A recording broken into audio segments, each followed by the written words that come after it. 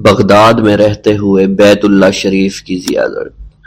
حضرت شیخ ابو صالح سے منقول ہے، حضرت شیخ ابو مدین مغربی نے مجھے حضور سیدنا غوث اعظم کی خدمت میں بغداد فقر کی تعلیم کے لیے بھیجا۔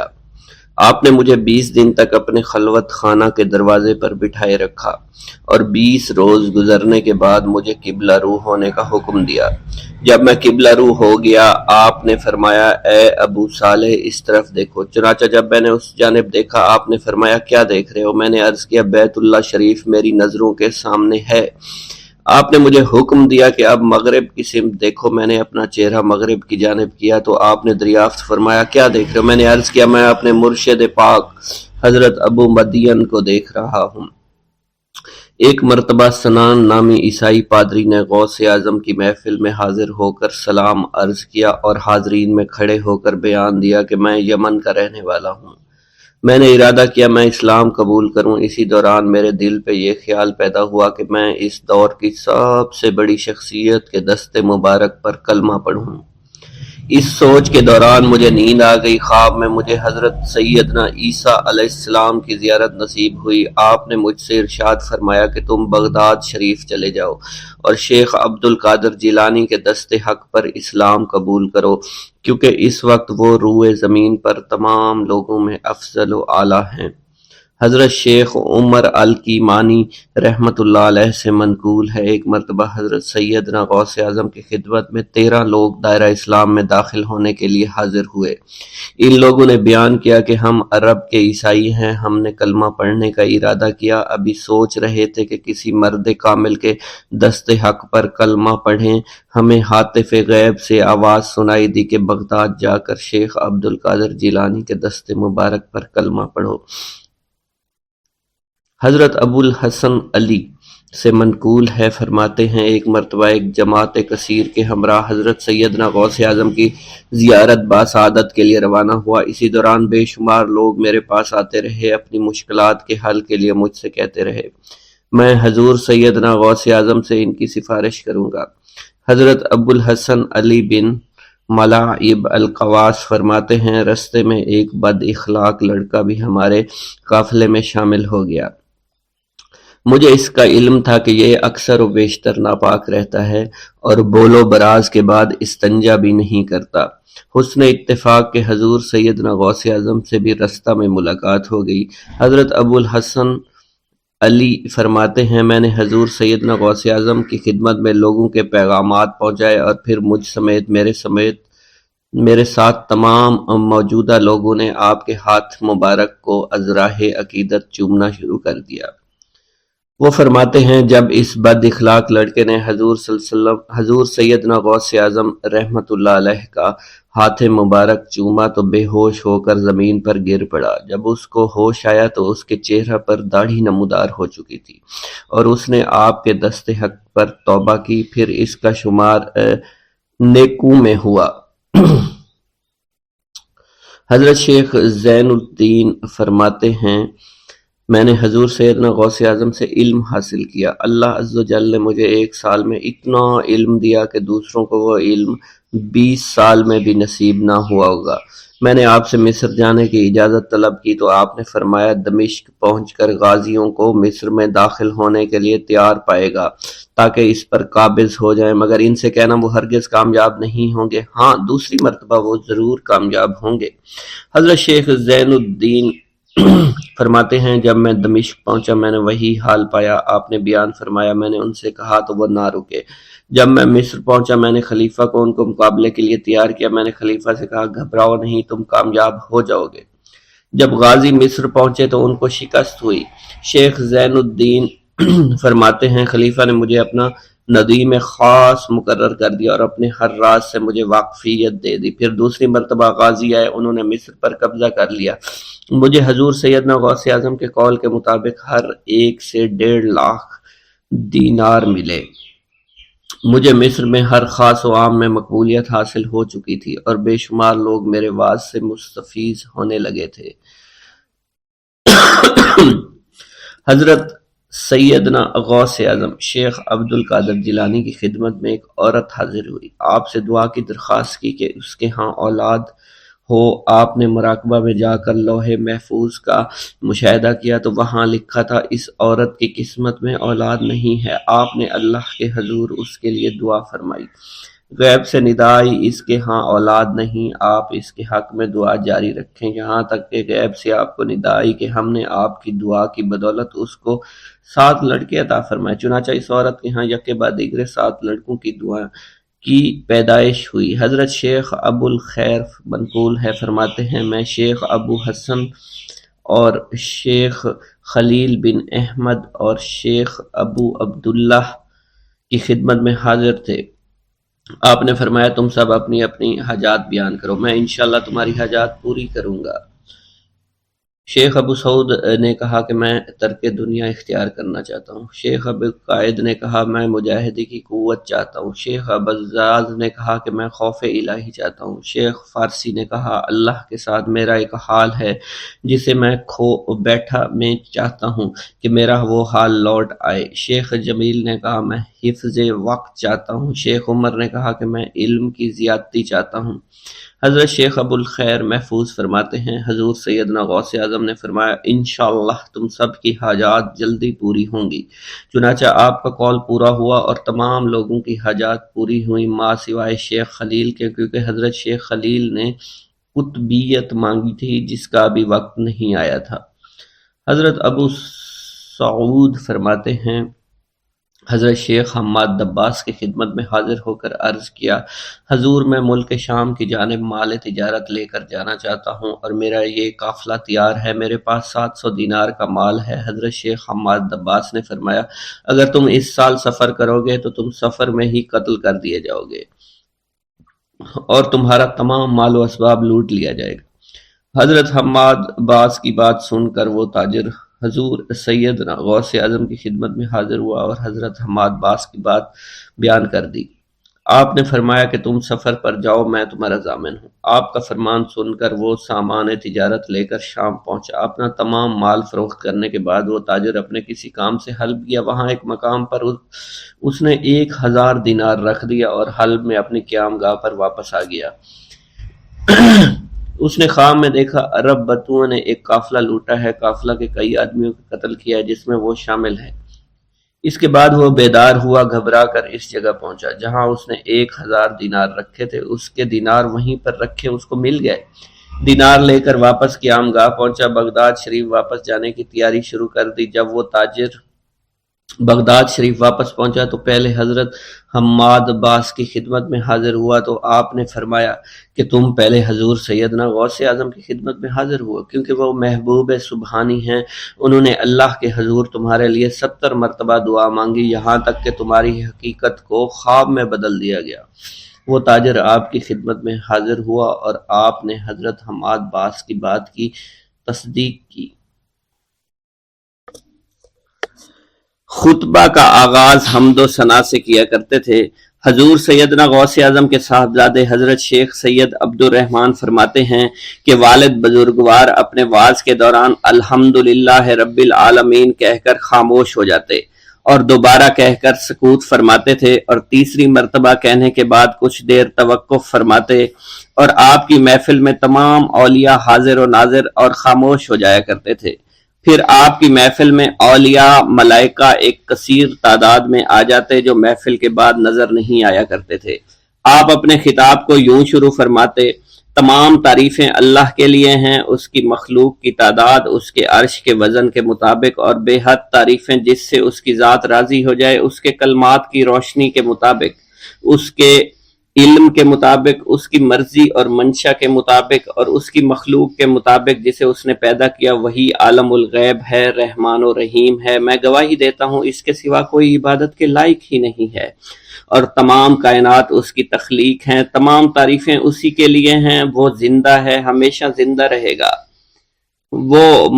اسے موت نہیں آتی بلکہ وہ مارتا ہے، تمام بھلائیاں اسی کے لیے ہیں اور واحد ہے، یکتا ہے، کوئی شریک نہیں ہے، کوئی وزیر نہیں ہے، اس نے نہ کسی کو جنا ہے اور نہ ہی اسے کسی نے جنا ہے، وہ بلند و بالا ہے، اس جیسا کوئی نہیں۔ میں اس کی گواہی دیتا ہوں حضور نبی کریم صلی اللہ علیہ وآلہ وسلم اللہ کے رسول، اللہ کے پیغمبر ہیں، وہ تمام مخلوقات سے افضل ہیں۔ اللہ عز و جل نے ان کی ہدایت دے کر ان کو بھیجا تاکہ وہ دین اسلام کو تمام ادیان پر بلند کریں، خواہ مشرکین اس کو برا سمجھیں۔ اللہ راضی ہو خلیفہ اول حضرت سیدنا ابو بکر صدیق سے، جن کی تائید حق کے ساتھ تھی، جن کو حضور نبی کریم نے عقیق کا لقب دیا، جو پاک تھے، پاکیزہ نسل سے تعلق رکھتے تھے، جنہوں نے ہر موقع پر حضور نبی کریم صلی اللہ علیہ وسلم کی حمایت کی اور ان کی تصدیق فرمائی، اور اب بھی نبی کریم کے ہمراہ ابدی آرام فرما رہے ہیں۔ اللہ راضی ہو خلیفہ دوم حضرت سیدنا عمر فاروق رضی اللہ تعالی عنہ سے، جنہوں نے عمل کثیر کیے، جنہوں نے حق کو بلند کیا، جنہوں نے فیصلے کے لیے جن کو منتخب کیا گیا، جنہوں نے ہمیشہ حق بات کا ساتھ دیا، اور وہ بھی حضور نبی کریم صلی اللہ علیہ وسلم کے ہمراہ ابدی آرام گاہ میں آج بھی موجود ہیں۔ اللہ راضی ہو خلیفہ سوم حضرت سیدنا عثمان غنی رضی اللہ تعالی عنہ سے، جنہوں نے اپنے مال سے مسلمانوں کی امداد کی، قرآن مجید کی ترتیب و اشاعت احسن طریقے سے فرمائی، جنہوں نے امامت اور کرت سے محراب کو، منبر کو مزین کیا، اور جو افضل الشہداء ہیں اور فرشتے بھی ان سے حیا کرتے ہیں۔ اللہ راضی ہو خلیفہ چہارم حضرت سیدنا علی المرتضیٰ سے، جو شجاعت و جواں مردی میں بے مثل ہیں، حضور نبی کریم صلی اللہ علیہ وسلم کے چچا زاد بھائی اور داماد ہیں۔ آپ دین اسلام کے امام و عالم ہیں، اور جن کے لیے حضور نبی کریم صلی اللہ علیہ وسلم نے فرمایا کہ میں تم پر فدا ہو جاؤں۔ اللہ راضی ہو حسنین کریمین حضرت سیدنا امام حسن امام حسین سے، جن کی نیکیاں تا حشر قائم رہنے والی ہیں اور جن کے مراتب بے مثل ہیں۔ اللہ نے ان کے قلوب کو نیکیوں کی جانب مائل کیا۔ اے اللہ تو ہمارے رازوں اور دلی کیفیات سے واقف ہے، ہمیں ہر عمل کرنے اور برائی سے بچنے کی توفیق عطا فرما، اور ہمیں گناہوں کی لذت سے بچا، ہمیں اپنے ما سوا سے محفوظ رکھ اور اپنی مشغولیت عطا فرما۔ بے شک اللہ کے سوا کوئی عبادت کے لائق نہیں، جو چاہتا ہے وہی ہوتا ہے، اور وہی قوی اور وہی عظیم ہے۔ اے اللہ ہمیں غفلت سے بچا اور ہمارے اوپر وہ بوجھ نہ ڈال جو تو نے پہلی امتوں پر ڈالا۔ اے ہمارے رب العالمین ہمیں معاف فرما اور ہماری مغفرت عطا فرما، کیونکہ تو ہی ہمارا رب ہے، تو ہی ہمارا مولا ہے، آمین۔ حضرت شیخ عبداللہ جبائی کا قول ہے کہ حضور سیدنا غوث اعظم رحمت اللہ علیہ نے مجھ سے ارشاد فرمایا کہ میرے نزدیک کھانا کھلانا اور حسن اخلاق افضل اور اعلیٰ ہیں۔ آپ کے پاس کبھی پیسہ نہیں ٹھہرا کرتا تھا، اگر صبح کے وقت آپ کے پاس 1000 دینار آ جاتے تو شام تک وہ غریبوں اور محتاجوں میں تقسیم ہو جایا کرتے تھے۔ حضور سیدنا غوث اعظم کی پرورش نہایت ہی بابرکت ماحول میں ہوئی۔ آپ نے ابتدا میں گوشہ نشینی اختیار کی اور خود کو دنیاوی غلاظتوں سے پاک رکھا۔ آپ نے 51 برس کی عمر میں شادی کی۔ جب آپ سے اس بارے میں دریافت کیا گیا تو آپ نے فرمایا، جب مجھے حضور نبی کریم صلی اللہ علیہ وسلم نے نکاح کی اجازت دی تو میں نے نکاح کر لیا۔ حضور سیدنا غوث اعظم نے اپنی ذات کو اللہ عز و جل کی خوشنودی کے لیے وقف کر رکھا تھا۔ آپ کی راتیں جاگ کر گزرا کرتی تھی اور ساری رات آپ مراقبہ اور مشاہدہ میں گم ہوا کرتے تھے۔ آپ کی عادت مبارکہ تھی کہ آپ سجدہ کو دراز کیا کرتے تھے اور بیٹھ کر مراقبہ فرمایا کرتے تھے۔ اسی دوران آپ کا جسم مبارک نورانی شعاؤں کے زیر اثر ہوتا اور کئی مرتبہ آپ نورانی شعاؤں میں غائب ہو جایا کرتے تھے۔ حضرت شیخ ابو عبداللہ بن حسنین بن ابی الفضل فرماتے ہیں کہ حضور سیدنا غوث اعظم کے بعض دہقانی مریدین ہر سال آپ کے لیے گیہوں بوتے تھے اور جائز طریقہ سے اسے پالتے تھے۔ پھر آپ کے بعض مریدین اسے پیستے اور آپ کے لیے ہر روز 4-5 روٹیاں پکاتے اور شام کو آپ کے پاس روٹیاں لے کر آیا کرتے تھے۔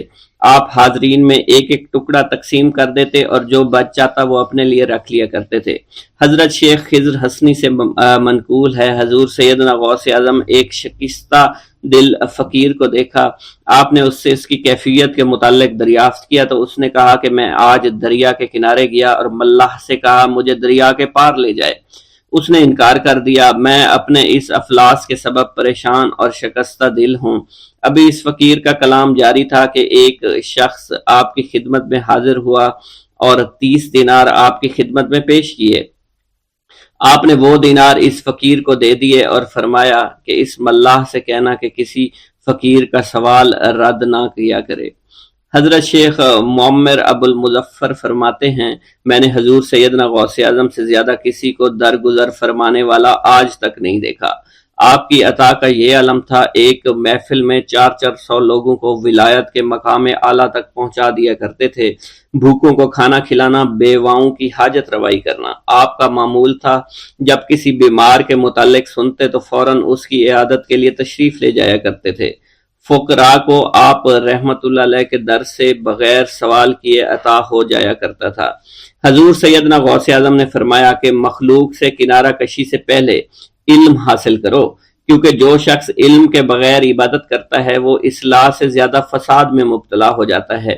تمہیں چاہیے کہ شمع شریعت اپنے ہمراہ لے کر علم کی روشنی میں علم عمل کرو، پھر اللہ تعالیٰ تمہیں علم لدنی کا وارث بنا دے گا جس سے تم ناواقف ہو۔ تمہیں چاہیے کہ تمام اسباب و ذرائع سے تعلق منقطع کر کے رشتہ داروں اور احباب سے جدائی اختیار کرو، تاکہ تم اپنے زہد کی وجہ سے اپنی قوت باطنی اور اپنے حسن ادب کا مشاہدہ کر سکو۔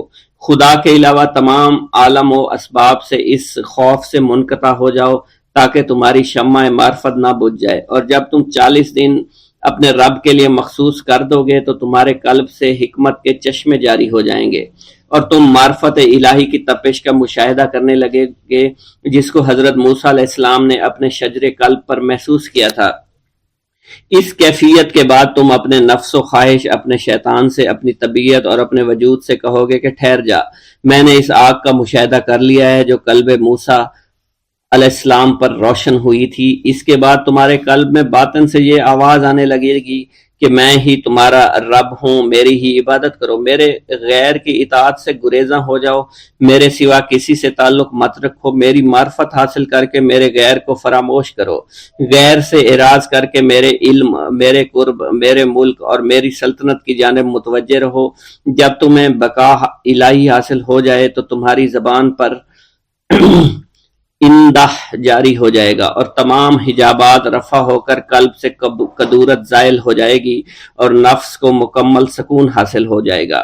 پھر جب اس کے الطاف غالب ہو جائیں گے تو تمہیں خطاب کیا جائے گا، اے قلب، فرعون نفس کی طرف توجہ کر اور اس کو راہ ہدایت پر چلاتا ہوا میری جانب آ لے اور اس سے کہہ دے کہ میرا ہی اتباع کریں، پھر انہیں رشد کے راستے پر ہدایت کر کے اس سے تعلق قائم کر اور اس کے بعد پھر قطع تعلق کر کے دوبارہ استوار کر لے اور اسی طرح سے کرتا رہے۔ حضرت شیخ معمر سے منقول ہے، فرماتے ہیں ایک مرتبہ میں حضور سیدنا غوث اعظم شیخ عبد القادر جیلانی رحمت اللہ علیہ کی خدمت میں حاضر تھا۔ آپ بیٹھے کچھ لکھ رہے تھے، اسی دوران چھت سے 3 مرتبہ مٹی گری، چوتھی مرتبہ ایسا ہوا آپ نے جلال میں آ کر اس جگہ دیکھا جہاں سے مٹی گر رہی تھی۔ اسی دوران ایک چوہا اس جگہ سے نیچے گرا اور مر گیا، یہ چوہا ہی وہاں سے مٹی کھود رہا تھا۔ حضرت شیخ عمر بن مسعود بزاز فرماتے ہیں حضور سیدنا غوث اعظم وضو فرما رہے تھے، اسی دوران ایک چڑیا نے آپ کی قمیض پر بیٹ کر دی۔ آپ نے جلالی نظروں سے چڑیا کو دیکھا، وہ چڑیا اسی وقت نیچے گری مر گئی۔ آپ نے وضو سے فارغ ہونے کے بعد قمیض کے اس حصے کو دھویا اور پھر اپنی قمیض مبارک اتار کر مجھے دی اور فرمایا اس کو فروخت کر کے اس کی رقم کو خیرات کر دو، یہ اس کا بدلہ ہے۔ حضور سیدنا غوث اعظم کے زمانہ میں بہت ہی گناہگار شخص تھا، اس کے دل میں آپ سے بے پناہ محبت تھی۔ جب اس کے مرنے کے بعد دفن کیا گیا تو قبر میں منکر نکیر نے سوالات کیے تو اس نے سوال کے جواب میں عبد القادر جواب دیا۔ منکر نکیر نے اللہ کی بارگاہ میں اس کے جواب کو پیش کیا، حکم ہوا اگرچہ یہ بندہ فاسقوں میں سے ہے لیکن یہ میرے محبوب سید عبد القادر جو کہ صادقین میں سے ہیں ان سے محبت رکھتا ہے۔ بغداد کے محلہ باب العز کے قبرستان میں سے ایک قبر سے مردہ کے چیخنے کی آواز آنے لگی۔ لوگوں نے حضور سیدنا غوث اعظم کی خدمت میں عرض ہو کر عرض کیا، آپ نے دریافت کیا کیا صاحب قبر نے مجھ سے خرقہ پہنا؟ لوگوں نے عرض کیا ہمیں اس کا علم نہیں۔ آپ نے دریافت کیا کہ یہ میری محفل میں کبھی شریک ہوا؟ ہمیں اس کا علم نہیں۔ آپ نے پھر دریافت کیا کیا کبھی میرے پیچھے نماز پڑھی؟ نہیں معلوم۔ آپ نے مراقبہ فرمایا اور آپ کے چہرہ مبارک پر جلالیت کے آثار نمودار ہو گئے۔ بعد ازاں آپ نے چہرہ مبارک پر وقار ظاہر ہوا اور آپ نے فرمایا کہ اس شخص نے میری زیارت کی، مجھ سے حسن ظن رکھا، اسی وجہ سے اللہ نے اس پر رحم فرما دیا ہے، چنانچہ اس کے بعد کبھی قبر سے آواز نہیں آئی۔ منقول ہے حضرت شیخ ابو الحسن علی بن وہب ازجی بیمار ہو گئے، حضور سیدنا غوث اعظم عیادت کے لیے تشریف لائے تو آپ نے وہاں ایک قمری اور ایک کبوتری کو دیکھا۔ حضرت شیخ ابو الحسن نے آپ سے عرض کی کہ یہ کبوتری 6 ماہ سے انڈے نہیں دے رہی اور قمری 9 مہینے سے بول نہیں رہی۔ آپ نے کبوتری سے فرمایا تو اپنے مالک کو فائدہ پہنچا، اور قمری سے فرمایا تو اپنے خالق کی تسبیح کر۔ چنانچہ قمری نے اسی وقت کوکو کرنا شروع کر دیا، یہاں تک کہ بغداد کے لوگ اس کی آواز سننے کے لیے جوق در جوق جمع ہونا شروع ہو گئے، اور کبوتری نے بھی انڈے دے دیے اور ان سے بچے نکلے۔ میرا یہ قدم تمام اولیاء کرام کی گردن پر ہے۔ ایک مرتبہ محلہ حلبہ میں اپنے مہمان خانے میں واز فرماتے ہوئے حضور سیدنا غوث اعظم پر اچانک حالت کشف طاری ہوئی۔ آپ رحمت اللہ علیہ نے فرمایا، میرا یہ قدم ہر ولی اللہ کی گردن پر ہے۔ یہ ارشاد سن کر تمام اولیاء اللہ نے اپنی گردنیں جھکا دیں۔ صلحائے امت نے اس کی توضیح فرمائی ہے کہ آپ رحمت اللہ علیہ کے عہد مبارک اور بعد میں قیامت تک آپ کی عطا کے بغیر ولی اللہ ولایت کے درجے پر فائز نہیں ہو سکتا۔ سلطان الہند حضرت خواجہ معین الدین چشتی المعروف خواجہ غریب نواز اس وقت خراسان کے پہاڑوں پر مجاہدات میں مشغول تھے۔ انہوں نے بھی حضور سیدنا غوث اعظم کا ارشاد گرامی سن کر اپنی گردن جھکا دی اور یوں عرض گزار ہوئے، آپ کے قدمین شریفین میرے سر اور میرے آنکھوں پر ہیں۔ حضور سیدنا غوث اعظم فرماتے ہیں کہ میں 10 برس کی عمر میں اپنے شہر کے مکتب میں حصول علم کے لیے جایا کرتا تھا۔ اس وقت میرے ساتھ ملائکہ بھی ہوتے تھے جو میرے آگے پیچھے میری حفاظت کے لیے چلتے تھے۔ جب میں مدرسہ پہنچتا تو یہ منادی کرتے تھے، اللہ کے ولی کے لیے جگہ خالی کر دو، چنانچہ وہ میرے لیے جگہ خالی کر دیتے تھے۔ ایک مرتبہ میں نے ایک ایسے شخص کو دیکھا جس نے فرشتوں کی آواز سن کر کہا، جس میں کوئی مزاحمت نہ ہوگی، کہ یہ ایک نہایت معزز گھرانے کا فرد ہے اور عن قریب اس کو وہ عظمت حاصل ہوگی جس میں کوئی مزاحمت نہ ہوگی، اور اس کو ایسا قرب نصیب ہوگا کہ اس کو کوئی فریب نہ دے سکے گا۔ پھر 40 برس بعد میں نے اس شخص کو پہچانا، وہ شخص ابدالوں میں سے تھا۔ حضرت شیخ ابو سعود احمد بن بکر حریمی سے مروی ہے کہ حضور سیدنا غوث اعظم نے فرمایا کہ میں 55 سال تک تنہا عراق کے بیابانوں میں پھرتا رہا، میں لوگوں کو نہ جانتا، لوگ مجھے نہ جانتے۔ اسی دوران میرے پاس رجال الغیب اور جنات تشریف لاتے جنہیں میں طریقت اور اصول کی تعلیم دیتا تھا۔ ابتدا میں جب میں عراق میں داخل ہوا تو حضرت خضر میرے ہم سفر بنے، اور بعد میں اس وقت ان کو پہچانتا نہ تھا، اور اس کے ساتھ میرا معاہدہ ہوا کہ میں ان کے کسی حکم کی خلاف ورزی نہیں کروں گا۔ ایک مرتبہ انہوں نے مجھے ایک جگہ بیٹھنے کا حکم دیا اور میں اس جگہ 3 سال تک بیٹھا رہا۔ سال میں ایک مرتبہ حضرت خضر میرے پاس تشریف لاتے، فرماتے کہ یہی تیرا مقام ہے جہاں تجھے پہنچایا گیا ہے۔ اس عرصہ کے دوران تمام نفسانی خواہشات مجھ پر انسانی شکل میں وارد ہوئیں، لیکن اللہ عز و جل نے مجھے ہر موقع پر استقامت عطا فرمائی اور مجھے ان خرافات سے بچائے رکھا۔ ابتدا میں میرا نفس مجاہدہ کا کوئی طریقہ اختیار کرتا تو میں اس پر قائم ہو جاتا اور کسی چیز کو قبول نہ کرتا تھا۔ ایک طویل مدت تک اپنا گلا گھونٹتے ہوئے میں مدائن کے جنگلوں میں مجاہدات میں مشغول رہا۔ حضور سیدنا غوث اعظم فرماتے ہیں کہ میں نے اپنے نفس کو مختلف مجاہدوں، مختلف ریاضتوں اور مختلف مشقتوں میں ڈالے رکھا۔ 1 سال تک میں گری ہوئی چیزیں اٹھا کر کھاتا رہا، دوسرے سال پانی پر گزارا کیا، اور تیسرے سال نہ میں نے کچھ کھایا، نہ پیا اور نہ ہی سویا۔ ایک مرتبہ شدید سردی کی وجہ سے میں ایوان کسریٰ کے کھنڈرات میں سویا تو رات بھر میں 40 مرتبہ طبیعت خراب ہوئی۔ حضور سیدنا غوث اعظم فرماتے ہیں ہر سال ایک بزرگ آتے اور وہ مجھے جبہ دے کر چلے جاتے۔ اسی طرح میں نے بے شمار طریقوں سے دنیا اور نفس سے چھٹکارا پانے کی کوشش کی۔ لوگ مجھے دیوانہ سمجھتے تھے۔ میں برہنہ جسم جنگلوں میں چلا جاتا اور کانٹوں پر لوٹتا شور مچاتا تھا۔ میرا تمام بدن سے خون جاری ہو جایا کرتا تھا اور لوگ مجھے اٹھا کر شفا خانے لے جایا کرتے، جہاں میری حالت مزید بگڑ جاتی۔ ایک وقت ایسا بھی آیا جب مجھ میں اور مردہ میں کوئی فرق نہ تھا۔ لوگ کفن لے کر آئے، غسال کو بلوایا کہ وہ مجھے غسل دے دیں۔ ابھی انہوں نے مجھے غسل دینے کے لیے تختہ پر ڈالا ہی تھا کہ میری حالت درست ہو گئی۔ میں اٹھ کھڑا ہوا۔ طریقت کی ان پرخطر راہوں میں نہ تو میں کبھی خوف زدہ ہوا اور نہ کبھی میرا نفس مجھ پر غلبہ پا سکا اور نہ ہی دنیا کی آرائش مجھے حیران کر سکی۔ حضور سیدنا غوث اعظم فرماتے ہیں شیطان نے میرے گرد بے شمار جال بچھائے۔ جب میں نے اس سے کہا کہ یہ کیا ہے تو اس نے کہا یہ دنیاوی چیزیں ہیں اور میں ان جالوں سے تم جیسوں کو شکار کرتا ہوں۔ میں نے 1 سال تک شیطان کا مقابلہ کیا، اس کے بچھائے ہوئے تمام جالوں کو ختم کر دیا۔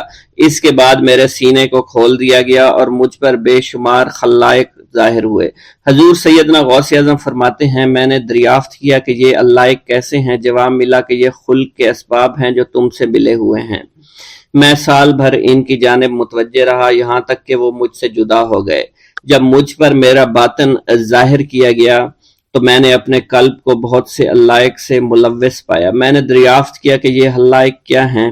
جواب ملا یہ تمہارے ارادے، تمہارے اختیارات ہیں۔ چنانچہ 1 سال تک ان کی جانب متوجہ رہا کہ وہ مجھ سے دور ہو گئے۔ میرا قلب ان تمام غلاظتوں سے نجات پا گیا۔ پھر مجھ پر میرے نفس کو ظاہر کیا گیا۔ میں نے اس کا مشاہدہ کیا، مجھے معلوم ہوا اس کے ساتھ کچھ امراض اور بھی ہیں اور نفس کی خواہشات زندہ ہیں۔ نفس کا شیطان سرکش ہے۔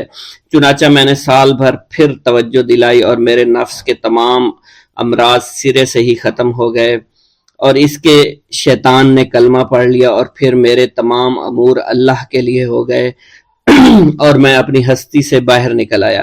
حضور سیدنا غوث اعظم فرماتے ہیں پھر میں توکل کے دروازے پر آیا تاکہ میرا مقصد پورا ہو، لیکن جب میں نے توکل کے دروازے پر پہنچا تو بے شمار لوگ موجود تھے۔ میں اس ہجوم کو چیرتا ہوا آگے بڑھا اور شکر کے دروازے پر پہنچ گیا۔ یہاں پر بھی لوگوں کا جمع غفیر موجود تھا، اسے بھی چیرتا ہوا آگے بڑھا اور مشاہدہ کے دروازے پر پہنچ گیا اور یہاں پر موجود ہجوم کو چیرتا ہوا اندر داخل ہوا، حتیٰ کہ سب سے آخر میں مجھے فقر کے دروازے پر لایا گیا۔ فقر کا دروازہ خالی تھا۔ جب اس دروازہ میں داخل ہوا تو دیکھا جن جن چیزوں کو میں نے ترک کیا تھا وہ سب یہاں موجود تھیں۔ یہاں مجھے ایک بہت بڑے روحانی خزانے کی فتوحات سے نوازا گیا اور میرے لیے تمام دنیا کے خزانے کھول دیے گئے۔ مجھے روحانی عزت، دائمی فنا اور خالص آزادی عطا فرمائی گئی۔ میری تمام چیزیں جو میری ہستی اور میری صفات سب معدوم ہو گئیں اور میری ہستی کی جگہ کسی اور نے لے لی۔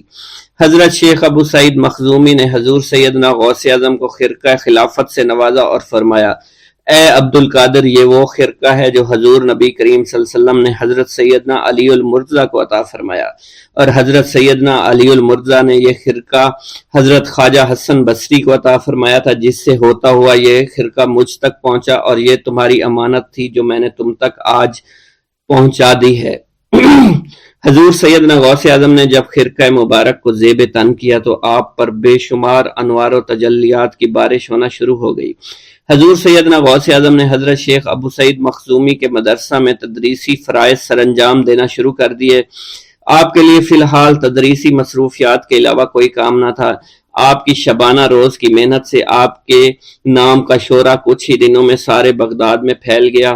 طلبہ دور دراز کے علاقوں سے علم کے حصول کے لیے آنے لگے۔ طلبہ کی تعداد جب مزید بڑھنا شروع ہو گئی تو ارد گرد کے کئی مکانات کو خرید کر مدرسہ میں داخل کر لیا گیا۔ کتب سیر میں منقول ہے کہ 528 ہجری میں آپ مدرسہ نظامیہ کی وسیع عمارت تعمیر فرما چکے تھے۔ اس مدرسہ کی تعمیر میں آپ نے بحیثیت مزدور بھی حصہ لیا تھا۔ حضرت شیخ ابو الخشاب سے مروی ہے کہ میں جوانی میں جب علم نحو پڑھ رہا تھا تو لوگوں نے مجھے حضور سیدنا غوث اعظم کے پاس جانے کا مشورہ دیا۔ اور اس کی وجہ سے مجھے بھی اشتیاق ہوا کہ میں آپ کا واز سنوں۔ ایک مرتبہ کچھ لوگوں کے ہمراہ آپ کی مجلس میں دوستوں کے ہمراہ حاضر ہوا۔ آپ نے میری جانب توجہ کرتے ہوئے فرمایا ہماری صحبت اختیار کر لو، چنانچہ میں نے آپ کے فرمان کے مطابق آپ کی صحبت کو اختیار کر لیا۔ آپ نے مجھے علم نحو کے علاوہ علوم عقلیہ اور تقلد حاصل کیے جس سے مجھے کوئی واقفیت پہلے نہیں تھی۔ 1 سال کے عرصہ میں آپ کی نظر کرم سے میں نے وہ علوم حاصل کر لیے جو گزشتہ اتنی عمر گزارنے کے باوجود بھی مجھے حاصل نہیں ہوئے تھے۔ منقول ہے حضرت شیخ بقا بن بطو، شیخ علی بن ہیتی اور شیخ کیلوی جب حضور سیدنا غوث اعظم کے مدرسہ میں آتے تو جھاڑو دیا کرتے تھے اور چھڑکاؤ کرتے تھے، لیکن آپ کی اجازت کے بغیر کبھی اندر داخل نہ ہوتے تھے۔ اجازت ملنے کے بعد آپ حضرات اندر داخل ہوتے اور اجازت ملنے پر ہی بیٹھتے تھے۔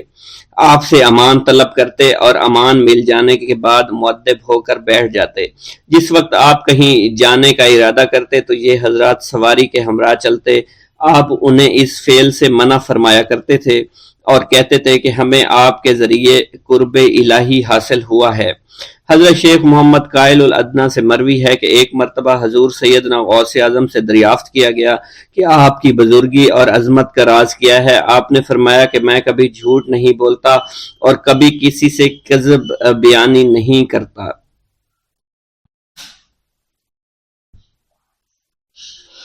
پیر دستگیر حضور غوث اعظم شیخ عبد القادر جیلانی رحمۃ اللہ علیہ نے اپنی زندگی کا ایک لمبا عرصہ مجاہدات میں گزارا۔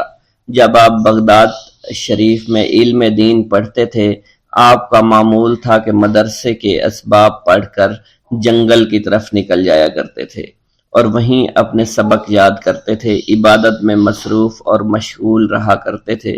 اسی زمانے کی بات ہے کہ ایک روز حضور غوث اعظم شیخ عبد القادر جیلانی رحمۃ اللہ علیہ نے کسی غار کے قریب ایک پتھر کو دیکھا۔ اس پر ایک درود پاک لکھا ہوا تھا اور ساتھ ہی یہ بھی لکھا تھا کہ یہ درود جو پتھر پر لکھا ہے اسے ایک مرتبہ پڑھنے سے 50,000 درود شریف پڑھنے کا ثواب ملتا ہے۔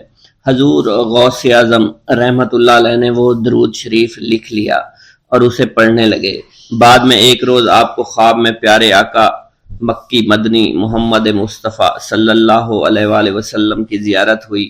آپ نے آخری نبی رسول ہاشمی صلی اللہ علیہ وسلم سے اس درود شریف کے متعلق پوچھا کہ کیا یہ وہی درود شریف ہے جس کے پڑھنے سے 50,000 درود شریف پڑھنے کا ثواب ملتا ہے؟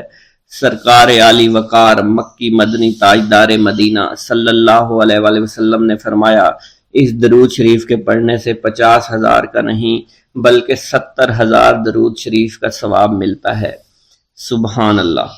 اللہ پاک کے اپنے محبوب کی امت پر کرم نوازیاں دیکھی کہ جو بندہ ایک بار درود شریف پڑھے روایت کے مطابق اسے 10 نیکیاں ملتی ہیں، 10 گناہ معاف ہوتے ہیں اور 10 درجات ہی بلند کیے جاتے ہیں۔ یہی کرم نوازی کتنی عظیم ہے کہ ایک مرتبہ درود شریف پڑھنے سے اتنا ثواب ملے۔ اس پر مزید کرم بالائے کرم کہ ایسے درود شریف بھی ہیں جنہیں صرف ایک مرتبہ پڑھنے سے صرف ایک درود شریف کا ثواب نہیں بلکہ کئی ہزار درود شریف کا ثواب ملتا ہے۔ حضور غوث پاک شیخ عبد القادر جیلانی نے پتھر پر لکھا ہوا جو درود شریف آپ پیارے آقا مکی مدنی محمد صلی اللہ علیہ وسلم نے خواب میں تشریف لا کر بتایا کہ اسے ایک مرتبہ پڑھنے کے 70,000 درود شریف کا ثواب ملتا ہے۔ سبحان اللہ، کاش ہم ان کرم نوازیوں کی قدر کو جان پائیں۔ ہمارے پیر غوث پاک رحمت اللہ علیہ فرماتے ہیں، اے محمد، اللہ پاک کا شکر ادا کیا کرو، پہلی امتیں جتنا عمل کرتی تھی اللہ پاک ان کی نسبت تم سے تھوڑے عمل پر ہی راضی ہو جاتا ہے۔ مزید فرماتے ہیں کہ مسجد کو لازمی پکڑو اور نبی رحمت صلی اللہ علیہ وآلہ وسلم پر کثرت سے درود شریف پڑھا کرو۔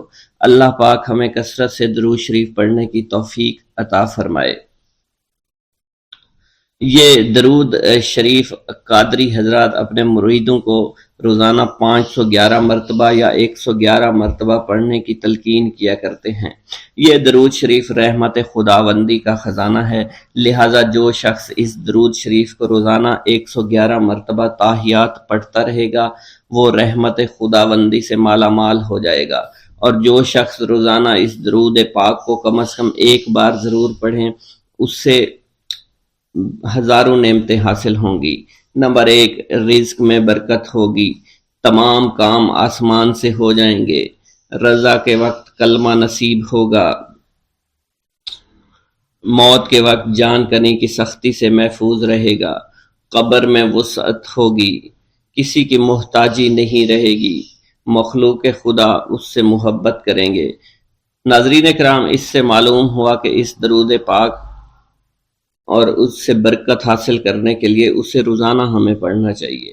اس کے علاوہ رسول اکرم صلی اللہ علیہ وسلم کے قرب اور اس کی زیارت کے لیے بھی یہ درود شریف بہت مؤثر ہے۔ مگر آپ اگر رزق کی کمی کا شکار ہیں، پریشانی اور مشکلات میں گھرے ہوئے ہیں تو اس درود کو اپنا معمول بنا لیجئے۔ تمام بھائی جو حضور غوث پاک سے عشق و محبت کرتے ہیں، حضور غوث پاک کو مانتے ہیں، وہ کمنٹ باکس میں یا غوث اعظم لکھ دیجئے۔ اللہ ہمارے رزق، مال و جان اور عزت میں برکت عطا فرمائے اور ہماری مغفرت عطا فرمائے۔ حضرت شیخ ابراہیم قندوزی کی آمد۔ ایک دن حضرت خواجہ معین الدین چشتی حسب معمول درختوں کو پانی دے رہے تھے۔ حضرت شیخ ابراہیم قندوزی گھومتے پھرتے اسی باغ کی طرف آن نکلے۔ حضرت شیخ ابراہیم قندوزی اسی آبادی میں رہا کرتے تھے جہاں آپ مقیم تھے، اور وہ اللہ عز و جل کے عشق میں اس قدر ڈوبے ہوئے تھے کہ ان پر عشق حقیقی کی وجہ سے اکثر خود فراموشی کی حالت طاری رہتی تھی۔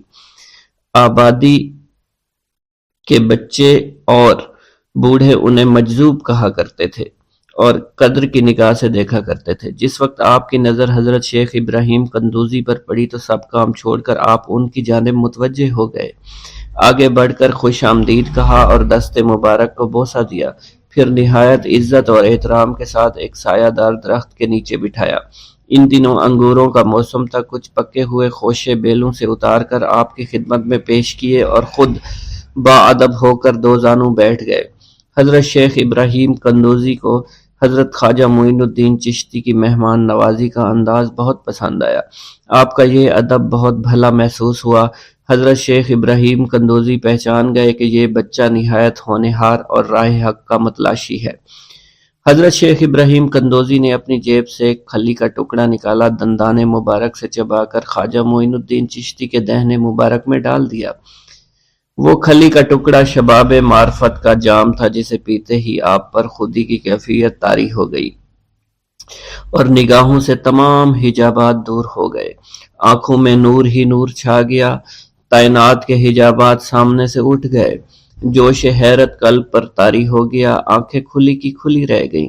یہ نہیں کہا جا سکتا حضرت خواجہ معین الدین چشتی اس حالت فراموشی میں کب تک آئینہ حیرت بنے رہے۔ جب آپ کو ہوش آیا تو ساقی جام معرفت محفل سے اٹھ چکا تھا، دل قابو سے باہر ہو گیا، طبیعت پر جبر کر کے دامن صبر قرار تھام کر کے بیٹھ گئے۔ عشق میں صبر چونکہ انتہائی دشوار ہوتا ہے، لہٰذا حضرت خواجہ معین الدین چشتی کو بھی قرار نہ رہا، اور جو جلوہ آپ کو حضرت شیخ ابراہیم قندوزی دکھا چکے تھے، اس جلوہ کو دیکھنے کے بعد آپ خود پر ایک دیوانگی کی ایک کیفیت طاری ہو چکی تھی، اور دنیا اور دولت، دنیا سب حقیر اور بے وقعت دکھائی دینے لگی۔ آپ کے قلب میں عشق خداوندی جوش مارنے لگا اور قلب تمام دنیاوی آلائشوں سے پاک ہو گیا اور دنیا سے بے پرواہ ہو چکا تھا۔ جیسے جیسے وقت گزرتا گیا، حضرت خواجہ معین الدین چشتی کی دیوانگی اور وارفتگی بڑھتی چلی گئی۔ آپ نے حضرت شیخ ابراہیم قندوزی کے ہاتھوں جام معرفت پینے کے تیسرے دن ہی اپنی تمام املاک فروخت کر کے اس رقم کو راہ خدا میں خرچ کر دیا اور خود معمولی ساز راہ لیا اور اپنے وطن اور اپنے عزیز و اقارب اور رفقا کی محبت کو خیر باد کہہ کر چل دیے۔